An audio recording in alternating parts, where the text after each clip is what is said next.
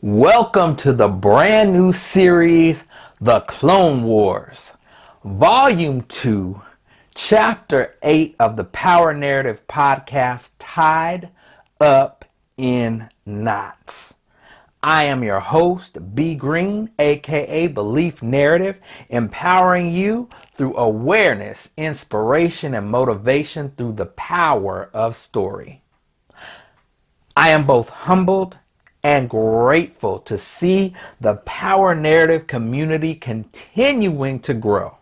Special shout out to my power plugs out there in the UK, Norway, and Sweden, no matter where you are in the world. Thank you for commenting, downloading, subscribing, hitting that notification bell. Just thank you. So, the saying, to thine own self be true, is great advice. But what happens if you don't quite know who you are? Trust me, the term finding yourself is a real thing. That's why you find people experiencing what's known as a midlife crisis, because they ignored the truth about themselves and built a life on a role that they assumed was them that they found out really wasn't. And by the time they figure it out and do something about it, it appears as though they have lost their minds. Before you can ever find out who you are, you first have to eliminate who you are not. And sometimes we're so tied up in knots that the real us is held hostage to the clones.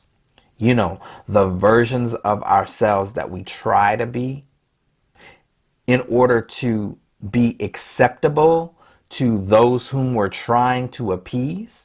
Meanwhile, killing our true self and neglecting the gift that we were meant to share with the world.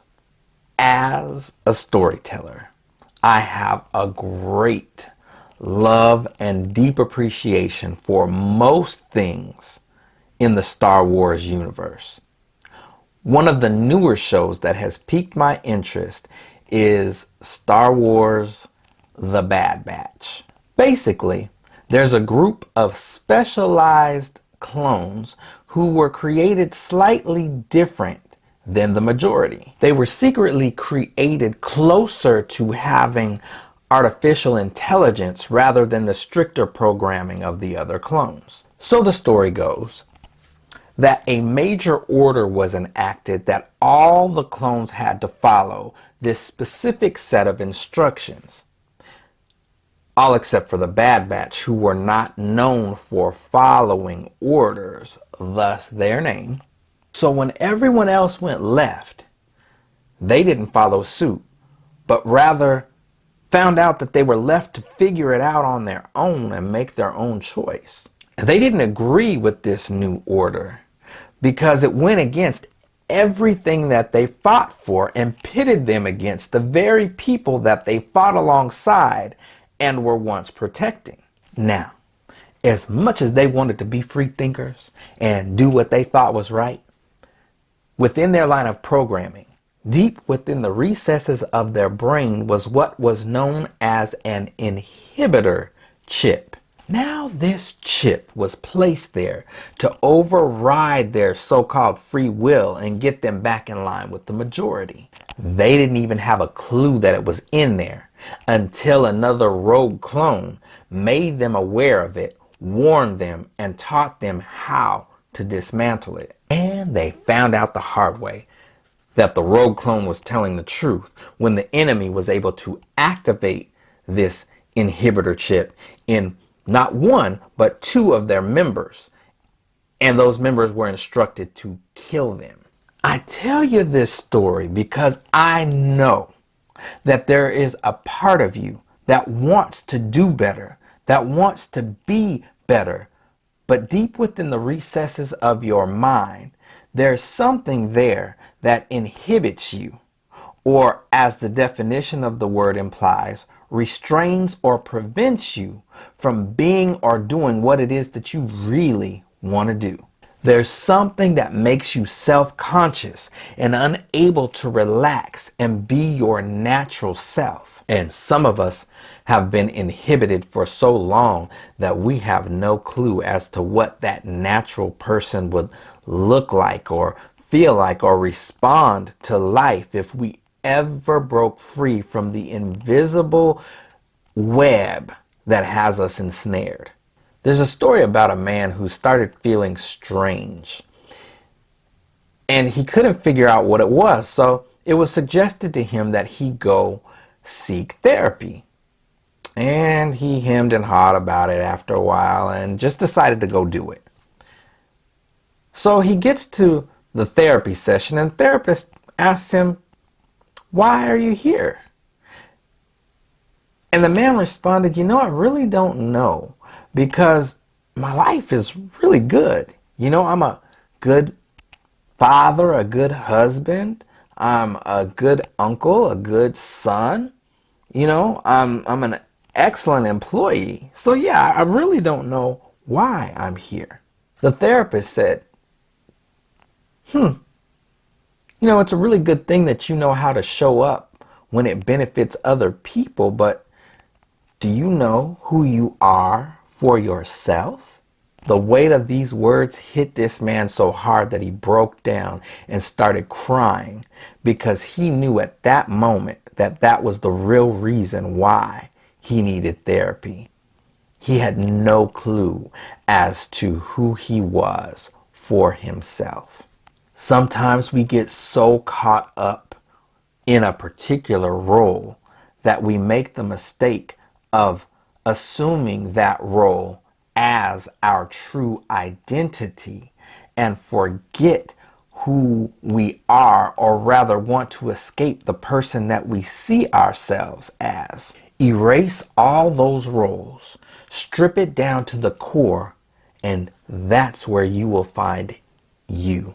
Spend time getting to know and be comfortable with who that man or that woman is. So in case you have forgotten who you are, let's run down who you are not. You are not your location, where you have been placed.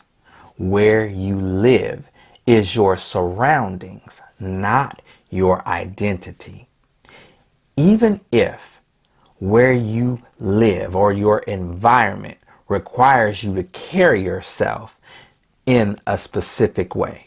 Now, granted, different environments have different rules of engagement, but if you don't like where you are, trust me, you have the power to leave. Now, I'm going to share a phrase that is very familiar to you, but I'm going to do it in a way that exposes it for what it truly is. Now, you can take the man out the library, but you can't take the library out the man. Now, how much sense does that make? How you carry yourself in a library is not the same way you would carry yourself at a football game. Following different rules of engagement has nothing to do with your identity. You are not your choices. Be very mindful and intentional with your I am statements.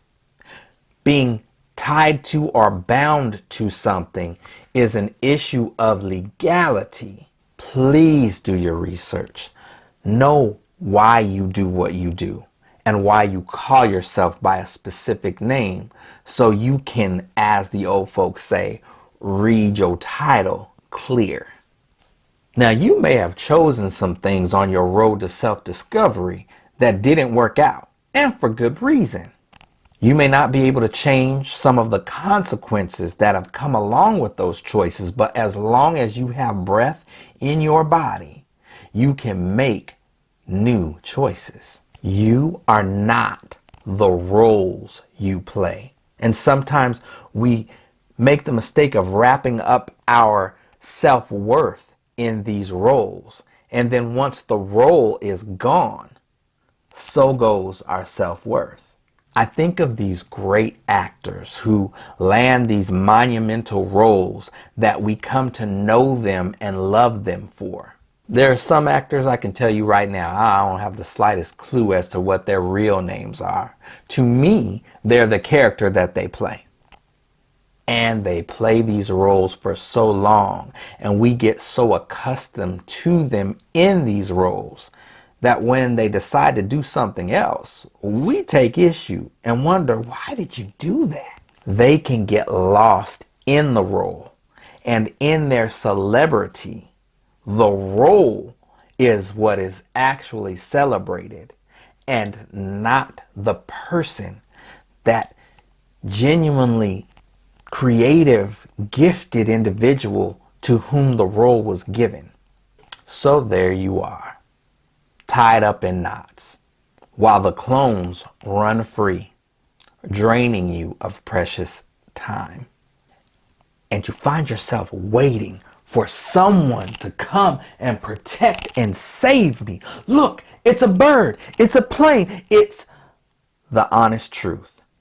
No one is coming. If you're waiting for confirmation or permission, well, here it is. I'm about to share with you one of the most empowering phrases in all of Scripture that is so very misinterpreted, overlooked, and downplayed. What's that phrase? Here it is. Save yourselves. The one that we're waiting on to save us has come a long, long, long time ago and left and went back and has left you and I with a gift that we were warned not to neglect. I clearly remember him in Scripture telling a specific woman, your faith has made you whole. The message is repeated in story after story in Scripture. Save yourselves from this generation. Yet we neglect our gift, and we put faith and trust in systems and in people who operate in those systems, waiting for the world to change, and yet it remains in chaos. We're consumed by what these people that we don't even know have to say, and we refuse to put an ounce of faith in ourselves and the people who are right next to us, who have the ability to have the greatest impact in our world, in our own neighborhoods. Besides, how can someone free you from a place that you've convinced yourself that you belong? So the challenge question is this: are we going to continue operating in the limited mindset that has us all tied up in knots, telling us that all we are and all we ever will be is products of our environment? Or are we going to free ourselves, activate our gift, and take our power back from the clones that we created? To change the narrative in your life, take the next step.